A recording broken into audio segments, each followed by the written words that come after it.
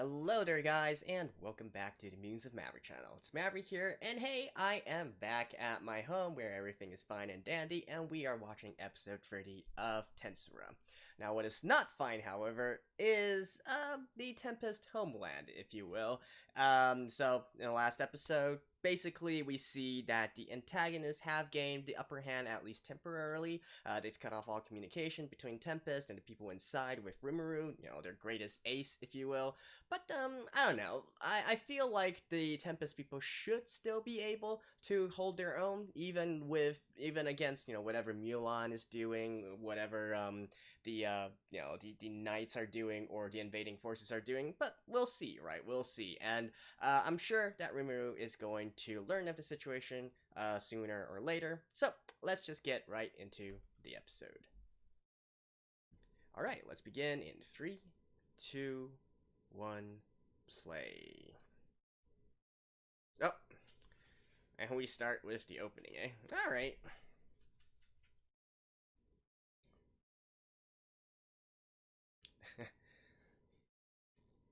Again, it really seems much more like a cartoon to me.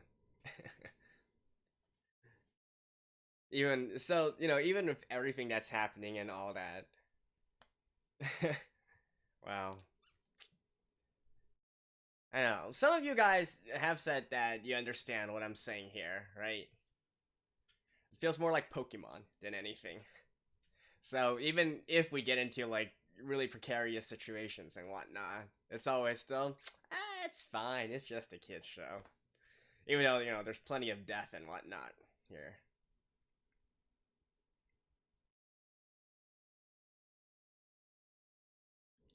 Watch as I say this, and then maybe we lose an important character or something. Which I don't think will happen. We haven't really done anything in regards to that yet, right? Beyond Shizu's death. But, hers was a kind of a special situation here.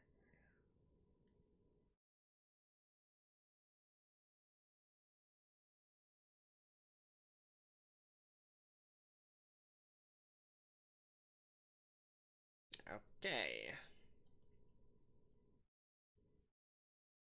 The beauty makes her move? Which beauty?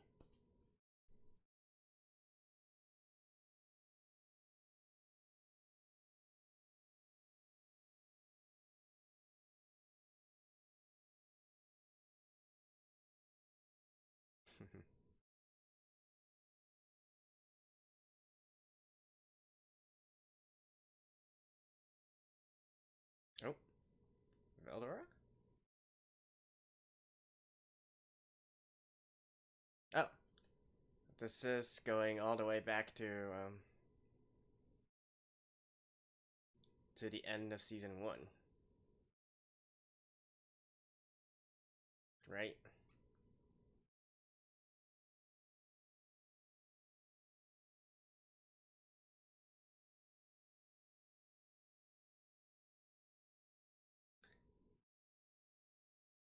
I mean, I'm pretty sure that, we'll see these kids again in the future.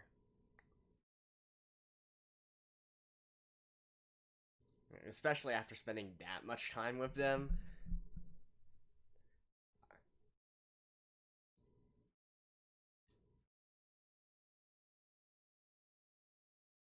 It'd definitely be very strange if these kids weren't utilized. Well, maybe I shouldn't say utilized, if these kids didn't make an appearance later on. Go!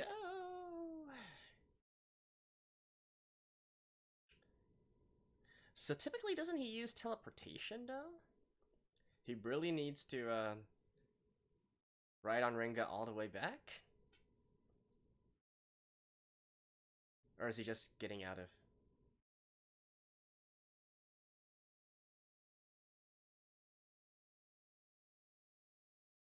Hmm?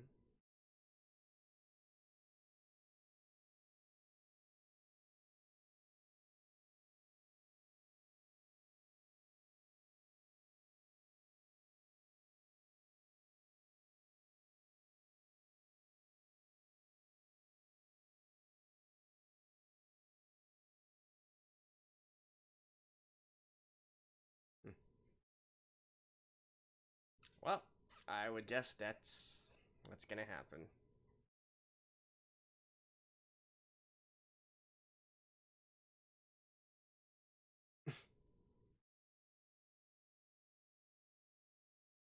Is that the beauty that we're supposed to be talking about?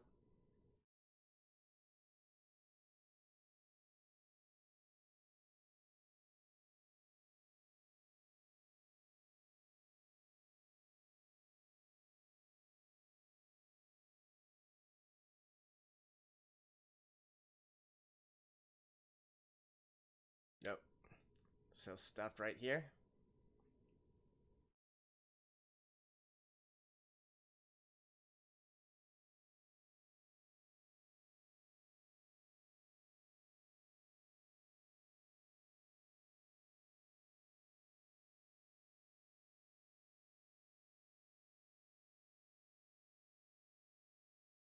Ooh. Really?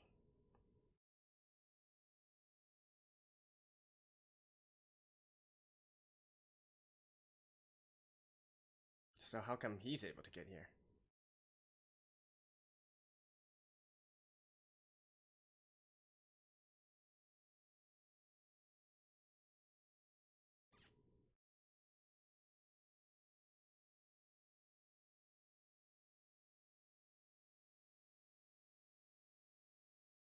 Oh, all alone now, eh?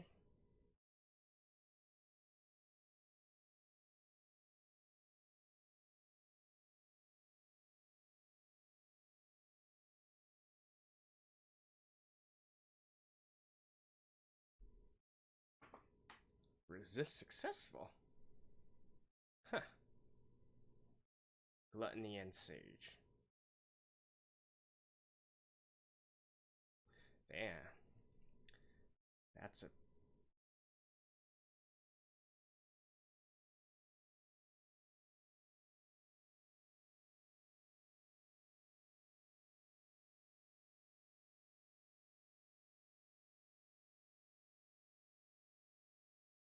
Behind you, maybe?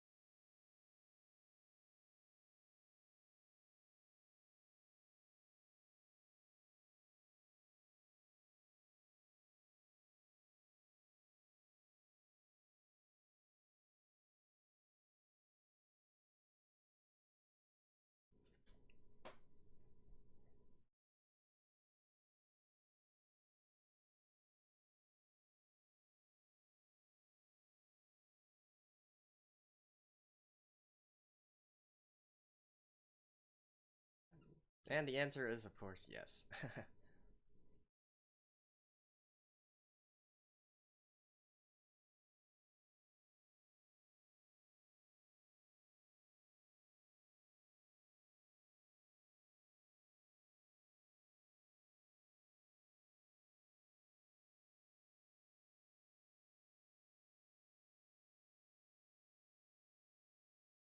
Oop.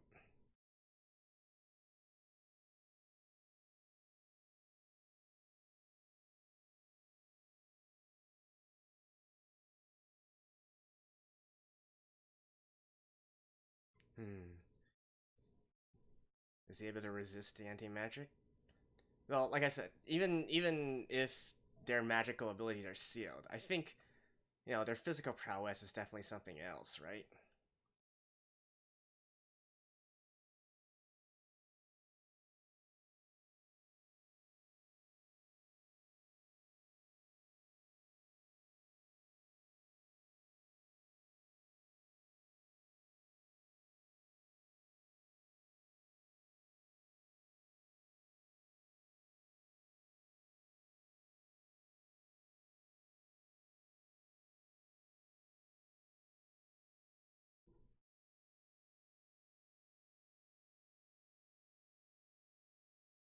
Oof.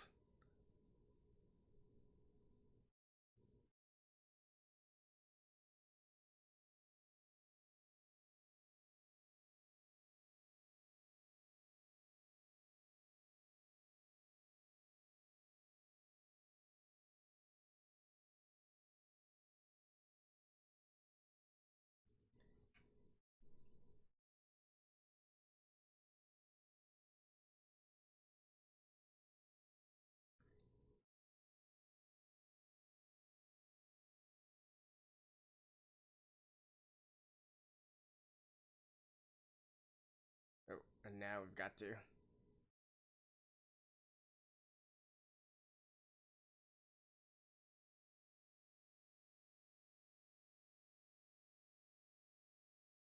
Hmm. Oof.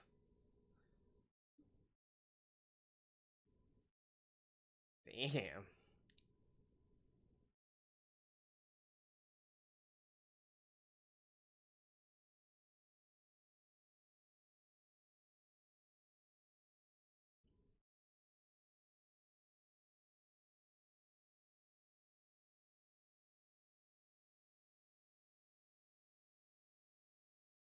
Oof.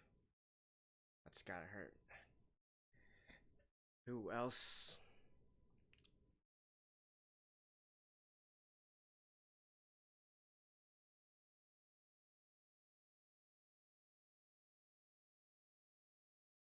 Oh, yeah.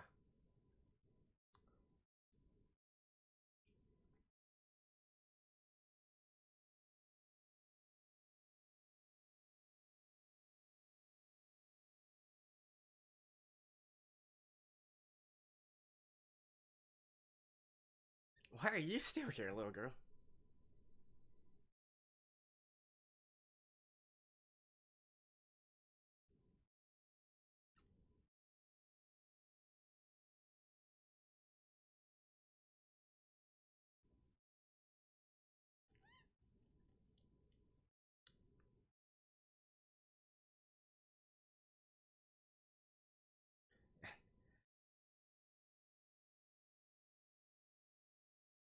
Wow. An actual massacre. Holy shit. Well, as I said at the opening, after I said all that, then it really gets serious, right?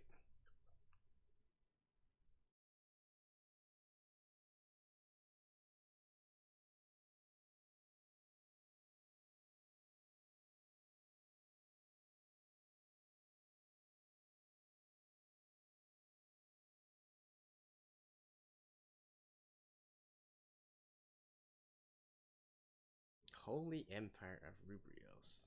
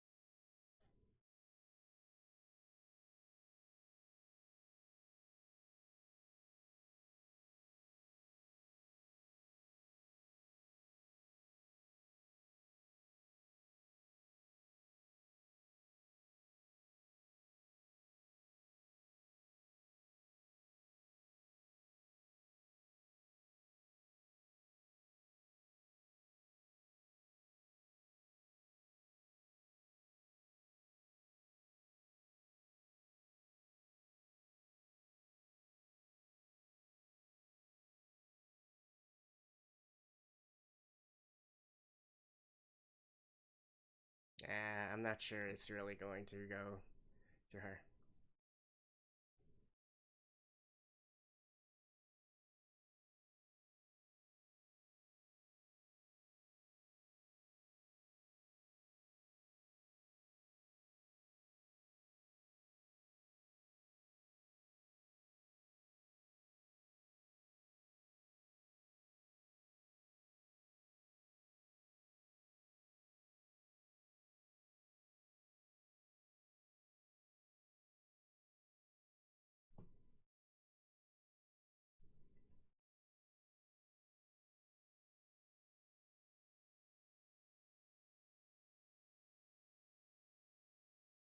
Whew. Dang.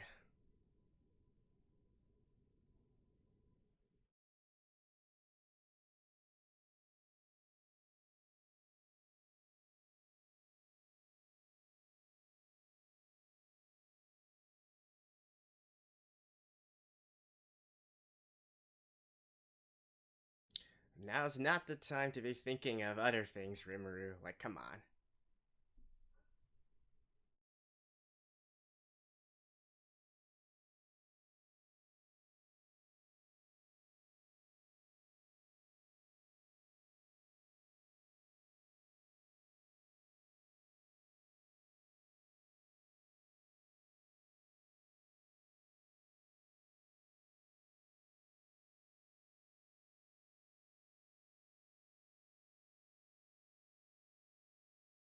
Whoa.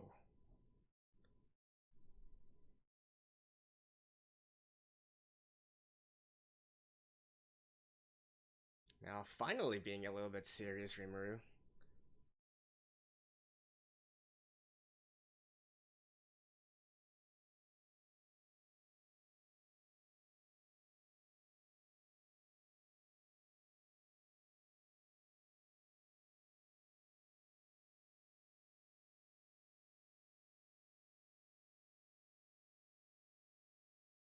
Oh, but she doesn't know that he can actually use two abilities, right?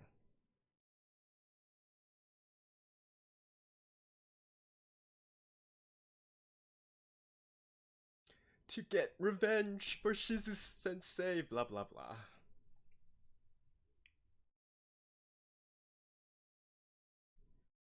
Yep.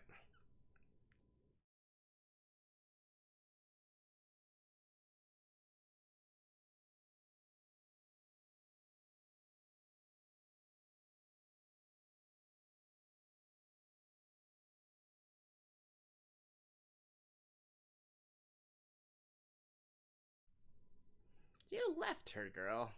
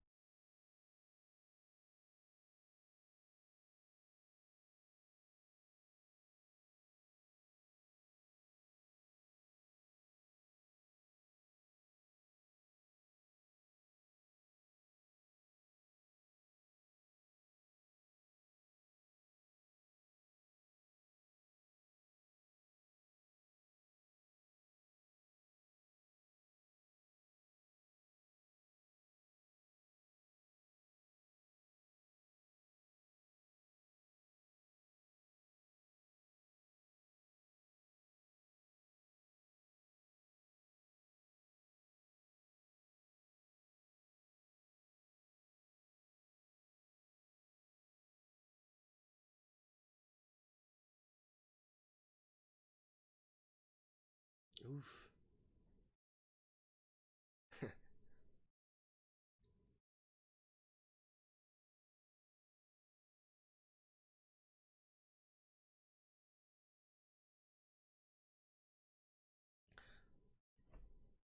I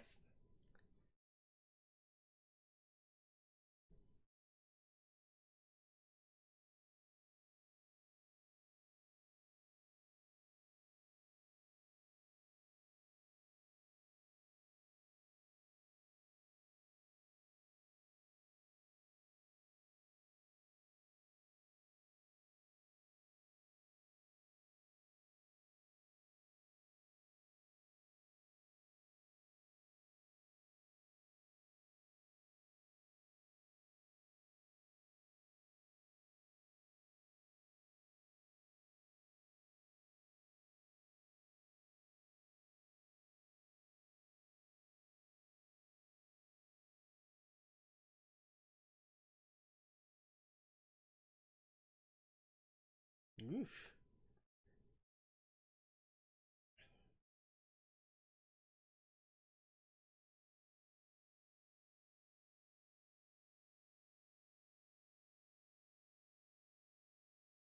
Needs one more.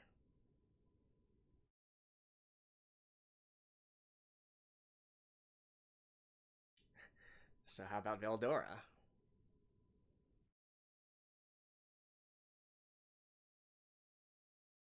Well, this is a magic barrier after all.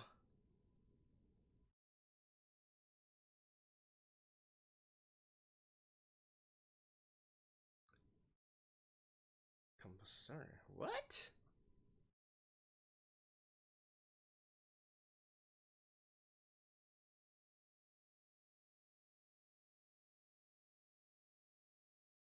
Huh. So then Hinata would also realize that something's off, wouldn't she?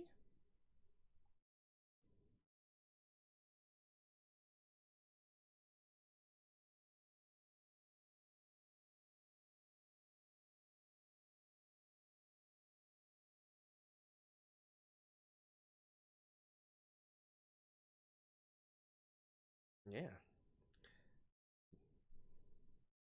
You gotta use your unique skills.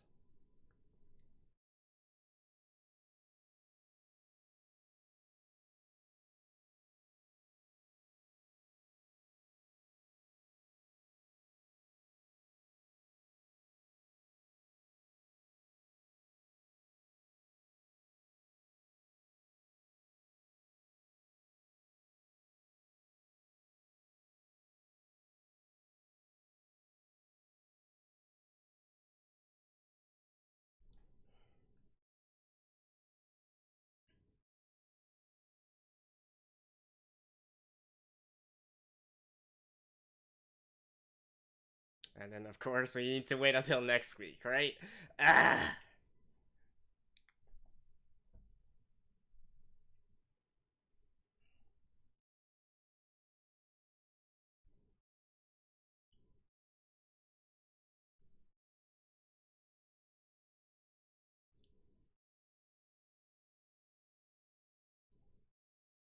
What?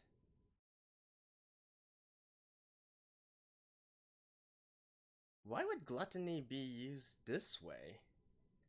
I mean, alright. Well, at least this was a pretty high battle. I'll see you guys after this. Well. It seems that indeed this is much more serious than we first anticipated, or at least I anticipated, right? But I think it's a good thing. I was saying at the beginning how through a lot of the episodes so far, for all the various arcs and whatnot, it does give off a lot more cartoonish kind of feel because, well, everything just ends up all right at the very end, right? So I do think this is a nice wake up call, both in what's gonna happen to or what is happening, I should say, in Tempest, and also for Rimuru himself, right? Now, especially, let's talk a little bit about Rimuru here, because definitely he was kind of annoying me this episode with, not really getting into the fight, right? I feel like, there is a certain point when your laid back approach doesn't really work all that much anymore, and maybe Rimuru hasn't been challenged too much so far, right? After the big enemy, the big orc enemy and whatnot, I think he's been getting a little bit too soft, question mark. No, obviously that is his character and all that, but it was definitely kind of really grating that he wouldn't really take Hinata seriously, just because she's his pupil, and just because you think that you know her, she's human and whatnot. You are literally in a situation where there are a variety of shields and barriers being used against you. You have like half of your abilities and whatnot. Couldn't you like maybe take this entire thing a little bit more seriously? Or I guess maybe what they were trying to do here is to imply that she was just this strong, right? But if that were the case, then well, I guess Rimuru is a little bit too calm for my taste here. So I mean, I do think it's a good thing to really push the main characters once in a while. Like I know that in terms of Tensura, a lot of the times, this is one of those cases of those OP main characters, right? But even so, I do like it when they are, especially in this case where Rimuru is not really taking this as seriously as I think he should be. Um, it's a good wake up call, right? And that kind of also carries over to what's happening in Tempest as well. So I don't know if they are implying that a lot of monsters are going to be killed in Tempest due to this particular excursion or whatnot. Obviously, I don't expect them to be wiped out, but there may be heavy losses here. And it's it's one thing to sympathize with them and be like, oh, that's horrifying and whatnot. And then it's another thing to take a step back and look at the series as a whole and say, I think this series needs this in order to really allow it to grow, right? Allow it to have some sense of urgency, some sense of danger and whatnot. And I think that's a good thing, honestly. So, I do welcome this kind of development. It really kind of goes, it kind of alleviates what I'm talking about at the very beginning, right? About how everything seems like a cartoon, and you don't really feel all that endangered throughout any of the arcs so far. And this is the first arc where you really think, oh shit, things are getting really serious now, and that's a good thing, right? And at the very end there with Rimuru using gluttony, it was quite weird, and it's been a long time since we've seen him use it, right? It definitely took on a different kind of appearance, or how should I put this? Like, I definitely don't feel that it's how it was used before? Question mark? Or actually, hold that thought. Gluttony. Okay, never mind. He actually got the gluttony skill from the orc, right? But what's the other skill where he can devour everything? Is that just a great sage, or what was that unique skill? I kind of forgot about all this, so maybe this is the first time that he's actually using gluttony, right? Huh, okay, that might be true. So if that were the case, then maybe I stand corrected, and there is a difference here. Because originally I thought he was going to try to do what he did versus the Orc King as well, right? Using his unique skill, and basically a battle of whose unique skill will win out first. And in this case, what exactly is going to happen with all that? And it seems that her strike really did hit Rimuru, so what's up with that? I actually thought briefly that Veldora might actually be making an appearance once again, because if Rimuru dies, I assume Veldora also perishes as well, right? I think there was some talk about that all the way back in season 1, like in the first few episodes and whatnot. I can't quite remember, but in any case, I am glad that we get to see Rimuru really taking this seriously, and this would definitely serve as a good warning for Rimuru in the future. You really can't take this sort of stuff too lightly, and you can't take the humans too lightly, right? Yeah, damn, they really came prepared, didn't they? With multiple barriers, anti-monster barriers, and all that. I guess, this is definitely something that Rimuru has lacked in the past, because he was only fighting against monsters. He never really bothered to research about, what humans do when they are going up against monsters and all that. And in the past, we only saw some of the more lower level humans, I guess you could say, or adventurers and whatnot. Not really coordinated armies or coordinated attacks like this. So this is definitely a good wake-up call in many ways, right? Both for Rimuru himself, both for the Tempest Nation, and not only for Rimuru's personal combat stuff and whatnot, but also the fact that he is the leader of a nation of monsters, and he has to take that into consideration here. So forced growth, if you will, forced growth throughout. So predictions for next episode. I mean, is Rimuru actually going to be able to get through to her? No, I think it should be possible, right? Like, that's also one of the things that I was really frustrated by, because he never really bothered to try and explain a bit more or prove a bit more that he was Japanese, or so on and so forth, or that he really knew Shizu and whatnot. Like, I know, I guess it was supposed to imply that that she never really gave Rimuru a chance to say anything or whatnot, but looking at the animation, it certainly didn't seem that way, right? It seemed that she was quite calm and reserved herself as well, even though she was always thinking of, hey, I already know your act, you should drop your act, and, that kind of stuff. But if that were the case, then I would have loved it a bit more if Rimuru could immediately take the fight a lot more seriously and, fight first and talk later, right? And so on and so forth. And of course, that also brings the question as who leaked the information in the first place, right? Now, honestly, my first thought was actually the Grandmaster of the Adventurers Guild, right? Not in the sense that he's trying to betray Rimuru or whatnot, but maybe just because he knows Rimuru's identity and so on and so forth, and maybe there were letters being sent to her, and, maybe inadvertently some of these letters or some of this information was modified, perhaps a ploy by Clayman or whatnot. Who knows, right? But I do feel like perhaps in the end that is going to be one big misunderstanding as well, because I don't really see how else or who else is actually who knows about Rimuru's identity is trying to betray him, right? So that's definitely strange to me. I do feel like that's probably a middling third party that took control of the situation and whatnot, and that's what's causing the situation that we see right now. So those are just some guesses, and we shall see in the next episode. Alright, so thank you guys, and I'll see you guys next time. Bye bye.